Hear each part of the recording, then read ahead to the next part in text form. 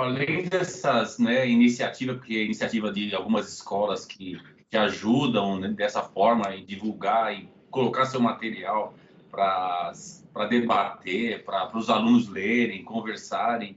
De que forma, né, as iniciativas do Estado auxiliam nessas produções independentes, além desse tipo que você falou que beneficia, comprando alguns livros? Você já foi beneficiado por algum programa de incentivo? Não, de incentivo assim diretamente, não. Eu fui premiado pelo Ministério da Cultura, ó, quando tinha Ministério da Cultura. Por exemplo, Ministério da Cultura, eu ganhei um prêmio com essa obra aqui, ó, O Martírio de uma Mãe por um Filho Drogado. Você se inscrevia, era um edital de todo o Brasil, eles premiaram 100 autores de cordel. Eu sou um deles. Fui premiado em 2010. Depois, e isso aqui era fixo, todo ano tinha no Ministério da Cultura. Aí eu voltei a ser premiado em 2014, aí eu já ganhei um prêmio, esse aqui eu tinha que publicar o livro. Em 2014, a gente vai trabalhando, vai chegando longe, o povo vão conhecendo a obra. Eu já fui premiado pelo Ministério da Cultura como mestre da cultura pelos relevantes serviços prestados à cultura brasileira. Você imagine, olha, isso 4 anos depois. Agora nós não temos mais nem ministério. E assim vários outros amigos também foram premiados, porque você se inscrevia. E aí era um prêmio, esse era prêmio que você não precisava. O prêmio desse aqui, você precisava prestar conta. O outro não. Olha, esse aqui é seu. O Ministério está ali presenteando pelo que você faz pela cultura brasileira. Eu podia gastar com o que eu quisesse. Claro que eu fui fazer mais livro, né? Mas para você ver, então, quando há essa preocupação, tudo pode melhorar, pode acontecer. Agora, aqui em São Paulo, nós não temos assim nenhum incentivo direto do governo para você fazer. Você tem os editais, né? Edital para produção de livro, para oficina. Aí, se você concorrer a um edital desse e ganhar, ótimo, que você pode, quando escreve o edital, por exemplo, nós, um grupo, um produtor agora escreveu um grupo nosso de cordel para uma feira só sobre cordel. Infelizmente, não fomos premiados, não fomos. Eu também fui inscrito por uma produtora para editais de publicação de livro. Não fomos premiados, mas outros foram. Então, isso tem. Mas para a escola, as escolas sempre alegam, né, Damásio, e eu acredito que é verdade, que não tem o dinheiro nem para pagar a ida do autor. Aí é demais, porque o professor, quando é um amigo, por exemplo, professor Newton, Damásio me chamando na escola dele, não é porque eu estou na frente dele, não. As 2 vezes que eu já fui, foi pago. Mas se Damásio amanhã disser, vai assim, eu quero você aqui na escola e não tenho dinheiro, eu vou do mesmo jeito, porque eu sei que Damásio trabalha o cordel. Agora, é diferente um professor que eu nunca vi me chamar, que eu não tenho ligação, que nunca consumi um livro meu só para eu ir na escola. Aí tenha paciência, esse é meu trabalho, eu não vou. Então, tem vários professores que a gente já é combinado. Olha, precisou é só chamar e a gente está lá, que tenha dinheiro ou não. Agora, precisava que a prefeitura, para as escolas da prefeitura, e que o Estado, para as escolas do Estado, dissesse, olha, aqui está uma verba de R$ 5.000 por mês para vocês trazerem autores, para vocês gastarem com o que melhor, mas isso, infelizmente, ainda não tem, e eu acho que é isso que impossibilita dos professores fazerem mais do que eles já fazem, e as professoras. Seria muito interessante você deixar registrado para nós e para o público que vai aprender com você sobre o seu processo de criação. Como é que você faz os poemas? Como é que é a sua criação? Olha, professora, é o meu. Tem gente que precisa de um silêncio, precisa ir para uma praia, né? Eu não preciso de nada disso. Às vezes eu estou no ônibus, me vem um negócio e eu faço na hora assim, vou escrevendo e vou compondo as minhas poesias. Muita coisa que eu tenho eu já comecei mesmo a escrever nos ônibus lotados, você não chega nunca, né?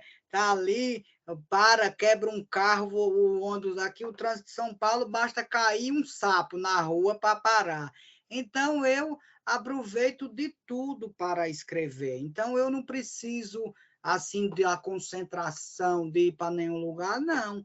Tendo às vezes, tanta coisa boa eu já perdi. Para caminhada, por exemplo, eu não levo nada. Tem gente que vai caminhar e fica batendo papo no Zap, faz chamada de vídeo. Eu digo, olha, eu não estou doente nesse nível, não. Eu não quero, não. Porque para caminhar é um momento tão bom, mas eu perco tanta coisa boa, porque vem as inspirações, e aí eu não decoro. Então, os meus poemas são feitos sempre assim, nessa frenesi do dia a dia. Agora tem coisas que aí que carece de pesquisa, aí não, aí você vai sentar, você vai fazer a pesquisa, você vai separar, você vai fazer as leituras necessárias. Por exemplo, tem um livro que eu não mostrei, já que estamos falando de pesquisa, ó, esse aqui, O Massacre de Canudos. Eu escrevi, eu estudava a 6ª série, mas imagine um escrito de um aluno na 6ª série, não estava bom, né, gente? Estava bom para a situação que eu estava, para um menino de 6ª série, mas não era publicável para chegar às pessoas, a não ser para gente do mesmo nível meu de 6ª série. Aí esse livro eu fiz lá em 94, mas eu só lancei em 2000, em 90, em 2008, em 2006, foi quando eu fiz o lançamento. Por quê? Porque eu fui pesquisar mais, porque não dá para eu dizer que Antônio Conselheiro, que é cearense, eu não posso, num livro sobre ele, dizer que ele é baiano, né? Aí carece de pesquisa. Então, varia muito. Por exemplo, um livro sobre Jesus, não dá para eu fazer só pela minha crença, não, é preciso também buscar o que os outros estudaram sobre. Paulo Freire, pernambucano, não dá para eu dizer que é paraibano, né? Seria uma gafe muito grande. Então, quando tem essa necessidade do estudo, eu também faço, porque ter feito história me ajuda muito nessa questão, né? Porque a gente aprendeu, sistematizar, nada, às vezes vejo uns amigos que não fizeram faculdade, eles têm a dificuldade da sistematização. Isso só se aprende estudando, gente. O autodidatismo é bom, valorizo, mas, gente, pelo amor de Deus, ninguém substitui um professor na sua vida, não. Não adianta querer forçar a barra. Então, aí com essa onda de estudar em casa, não adianta, tem coisa que a gente não consegue sozinho. É preciso o professor e a professora. Então, eu vou na pesquisa, vou atrás. Agora mesmo eu estou engajado ali. Hoje morreu a rainha, não que eu queira que ela morra, mas eu detesto imperialismo. E eu estou numa pesquisa já de uns livros, eu escrevi 2 cordéis quando o Osama Bin Laden derrubou as Torres Gêmeas, eu fiz um cordel, eu estava aqui em São Paulo, eu fiz o terror nos Estados Unidos e o seu terror no mundo, mas eu nunca publiquei. Mas imagine, já tem 20 anos. Aí agora eu fui revisitar esses textos, fui ajeitar. Ah, Maria, para mim, quando eu peguei, eu digo, meu Deus, eu não acredito que eu escrevia tão ruim assim, não. Mas era a minha idade, era meu nível de evolução, era aquilo. Aí estou ajeitando esses textos. Aí já fiz. Em breve vai sair um livro só com as mazelas que os Estados Unidos causam no mundo. Aí eu juntei esse que eu já tinha feito, o terror nos Estados Unidos e o seu terror no mundo. Aí eu tinha feito uma biografia de Osama Bin Laden, vai sair junto, que é para o povo conhecer quem é esse menino, por que foi que ele se revoltou? Porque só falo que ele derrubou a torre. Mas diga o que foi que os Estados Unidos fez lá. Ninguém diz. Diga os venenos, diga o napalm soltado no Vietnã, ninguém diz. Então, é preciso dizer, e não tem cordel sobre isso. Pois eu vou fazer. Aí eu estou, desde maio, desde abril, que eu estou nessa pesquisa. Aí requer muita concentração. Agora, assim, tem uns poemas que é voltado para o gracejo, uns poemas que é mais sobre a vida. Por exemplo, esse último que eu li aí, como pode um país como o Brasil, governado por um miliciano? Isso aí não precisa ser estudado, está todo dia na sua cara. Quer dizer, para quem presta atenção, né? Eu não li, que eu não vou perder meu tempo lendo um livro sobre o imbrochável. Eu não tenho tempo para isso. Eu tenho gente boa para eu ouvir, não vou fazer uma loucura dessa. Então, aí já está no dia a dia. Mas quando é esses assuntos mais sérios, aí eu faço a pesquisa, tudo direitinho, conforme vocês ensinam aí para a gente fazer a monografia, a dissertação ou o doutorado. Tem que ter argumento, tem que ter base. É o que eu estou fazendo nesse material sobre os Estados Unidos. Aí fiz um outro texto sobre os Estados Unidos, serão 3 textos. Esse, o terror nos Estados Unidos e o terror no mundo, os golpes e as tragédias que eles provocam no mundo. Imagine, tem um país na Ásia, eles soltaram mais ogivas do que a França e a Inglaterra juntos na Segunda Guerra Mundial. Meu Deus, eu esqueci. No Laos, que é um país pequenininho, você dá um passo, uma bomba explode. 200 toneladas de bomba tá lá enterrada, pelo amor de Deus, e ninguém diz nada. Aí vem falar dos outros, sabe? Então, não tem cordel sobre isso. Então, eu me dedico quando é esses temas mais complexos, mais controversos, porque chega de imperialismo. Todo país tem condição de cuidar do seu destino, não precisa ninguém vir se meter aqui no Brasil. Nós temos condição, nós temos educação suficiente, temos cientistas, professores e professoras como vocês, suficiente para tudo. Imagine nós que fomos grande exemplo de vacinação, agora está aí, tudo abaixo da média por causa desse negativismo. Então, a minha poesia é essa poesia engajada, que vê tudo isso. Tenho também vários romances de cordel para o deleite, que também a gente precisa desse refresco, né? Mas a minha poesia, ela tem um lado, e será sempre do lado de quem é pisado. Nunca a minha poesia será para pisar, será para defender os pisados. E é isso que eu penso. Não sei se respondi, professora. Respondeu, a professora está agradecendo. Muito obrigada. Muito obrigada. É o Laos, né? É o Muito país, obrigada. Laos. Laos, professor, Isso, Laos. isso mesmo. Mas é muito interessante. É muito interessante, porque é uma poesia que você está chamando de engajada, né? Mas ela tem toda a forma poética e vinda do cordel, que também desses grandes repentistas, não é? Dos cordelistas, vamos dizer assim, que também formam, né? Também são escola, na verdade, para todos vocês, não é?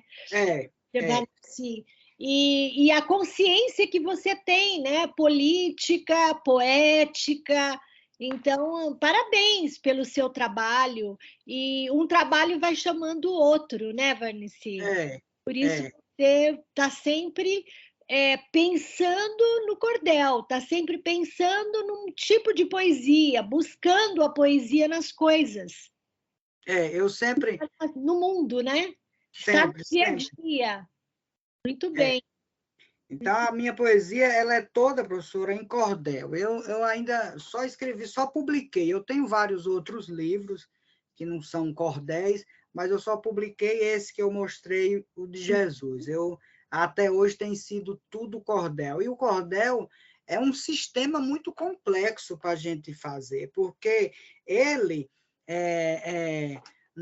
o Leandro Gomes de Barros, que é o autor, o criador do cordel brasileiro, quando ele sistematizou, ele fez um negócio assim, ele não é o criador da cestilha, mas ele, quando sistematizou e criou esse sistema de publicação, de distribuição e de venda, ele criou um sistema que era inédito para nós brasileiros. E ele conseguiu viver e criar sua família numerosa a partir da venda desses folhetos, e não eram livros tão chiques, tão bonitos como a gente tem hoje, porque ele não tinha aqueles recursos, ele não tinha esses recursos.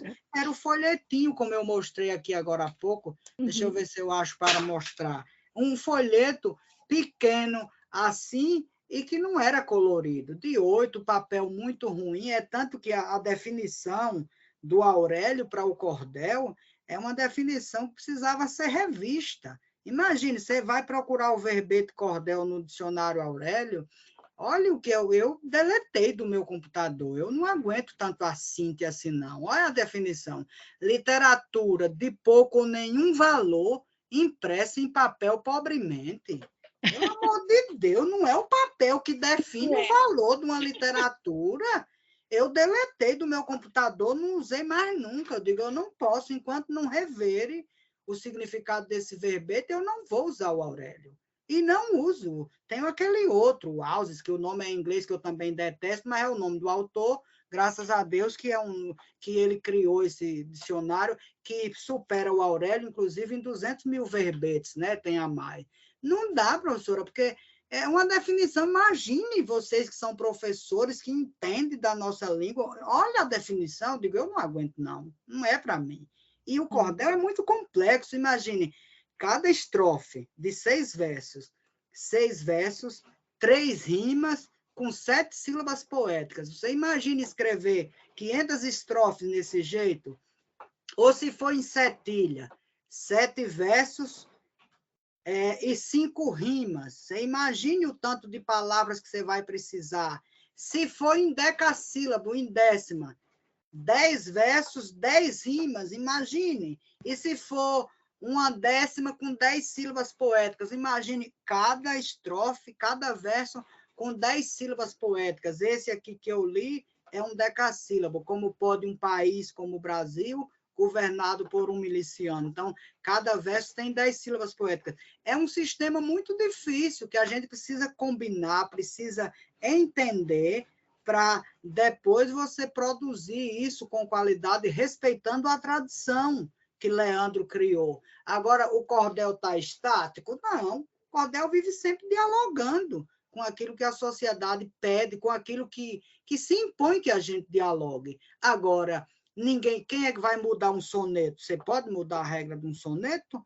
Pode mudar a regra de um haikai? Não pode. Do mesmo jeito é o cordel. Nós temos que ser fiel àquilo que Leandro concebeu e que nós, e que a cultura brasileira, que a academia brasileira, que o povo brasileiro, hoje, o cordel hoje está mais presente na academia, no começo não foi assim, mas que o povo brasileiro consagrou e hoje chama de cordel. Então, é todo um sistema que a gente precisa ser fiel e seguir a lei à risca para que a gente preserve bem essa nossa cultura. E só através do estudo, só através de pesquisa séria, como vocês estão fazendo, é que é possível isso acontecer, e eu sou muito grato por isso, de ter sido chamado para estar aqui.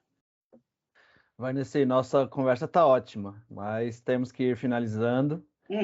Gostaria de deixar esse espaço para você fazer alguma colocação, divulgação, deixar algum comentário, alguma coisa que a gente não tenha falado. Não, eu só quero agradecer. Fico feliz de saber que a PUC, que foi sempre um lugar de resistência, o Tuca está aí. Nós fizemos um grande evento de cordel em 2008 aí. Eu acho que é um espaço interessante. Lancei meu livro aí. Eu sempre já tive aí em defesa de monografias sobre cordel, de pessoas estudando o cordel, amigos que fizeram mestrado aí, doutorado, defendendo o cordel. É só agradecer por esse espaço, pelo convite, pela partilha. Eu acho que é isso que forma. Imagine um material desse gravado, quanto não vai servir futuramente como um registro. Olha, das escritas da pandemia, eu não mostrei. Escrevi desse tanto de coisa, são vários poemas, só para compartilhar um pouquinho. Olha, um mote: tudo que era importante passou a ser secundário. Com a pandemia, nada mais era importante, a gente queria escapar, né? Como fazer para matar Este Pequeno Gigante, é outro poema. Então, Homenagem aos Coveiros, que eu fiz um poema em homenagem aos coveiros, quando a figura, o imbrochável, disse que não era coveiro. Ficou em segundo plano, é outro poema. Jamais será um coveiro, é um outro poema que eu digo que ele nunca terá a dignidade de ser um coveiro. Um galope à beira-mar sobre o coveiro, sobre o vírus, e Pequeno e Poderoso, também sobre o vírus. Então, esse é os poemas que eu escrevi especificamente sobre o vírus. E, no mais, agradecer pela acolhida, pelo convite, e dizer a vocês que estamos sempre às ordens. Damaso tinha dito que era para encerrar com um poema, né? Sim, então, Varnesi, aproveitando esse gancho, escolha alguns versos aí para você deixar para gente. Olha, aqui eu vou encerrar neste livro, Do Fascínio ao Fascismo. Esse livro terminou de ser escrito na pandemia. A gente tinha mandado já para a editora, mas aí, com a pandemia, tudo parou, ele só veio sair no final do ano passado. E aí, como a gente viu que foi o tratamento do governo federal com a pandemia, aí eu escrevi esse mote: como pode um país como o Brasil, governado por um miliciano? Como foi que esse povo brasileiro se deixou enganar por este engodo? Da sujeira política, o maior lodo, porém pousa de grande justiceiro. Com passado cruel de um cangaceiro, falastrão violento e desumano, é um líder covarde cujo plano é armar sua milícia com fuzil. Como pode um país como o Brasil, governado por um miliciano? Desejando ganhar aquele pleito, planejou seu próprio bang-bang. Inventou a facada sem ter sangue, para fake ele sempre arranja um jeito. O projeto macabro foi perfeito, comoveu para o voto qual arcano. Dos debates fugiu já se ufano, que a vitória viria com este ardil. Como pode um país como o Brasil, governado por um miliciano? A nação destinada a ser potência escolheu este homem sem preparo, muito inepto, inapto, ignaro, um fracasso em cultura e competência. Afinado com a torpe violência, aprecia o maléfico e o tirano. Sua fala é de bala, tiro e cano, cada gesto pequeno quanto hostil. Como pode um país como o Brasil, governado por um miliciano? Na cabeça tão pobre de estrutura, falta massa encefálica para o cargo. Pensamento tão débil quanto amargo, defensor mais esdrúxulo da tortura. Negador da Covid, que loucura! Declarado cristão, mas é mundano. Um vendido lacaio americano, lambe-botas do Trump, um servil. Como pode um país como o Brasil, governado por um miliciano? Deputado do Rio de Janeiro, produtor de notícia mentirosa, e a cidade real maravilhosa nunca teve um projeto verdadeiro, porque ele embolsou seu dinheiro ou doou para o crime suburbano. Quem votou neste cepa de seu dano, mequetrefe, só pensa em seu redil. Como pode um país como o Brasil, governado por um miliciano? Sua boca parece aquela fossa, quando abre despeja tanta merda. Sua prole da mesma forma herda o estrume daquela triste troça. Se o pai proclamar sua coja endossa, segue os passos do crápula veterano. Na cagada o pai já é decano, com a família milica e varonil. Como pode um país como o Brasil, governado por um miliciano? Então é isso. Mais uma vez, muito obrigado e sempre à disposição. É isso, gente. Essa foi a segunda da nossa série de entrevistas. Agradecemos enormemente a participação do nosso convidado de hoje, o poeta cordelista Varnesi Nascimento, e nos vemos no próximo encontro. Até lá.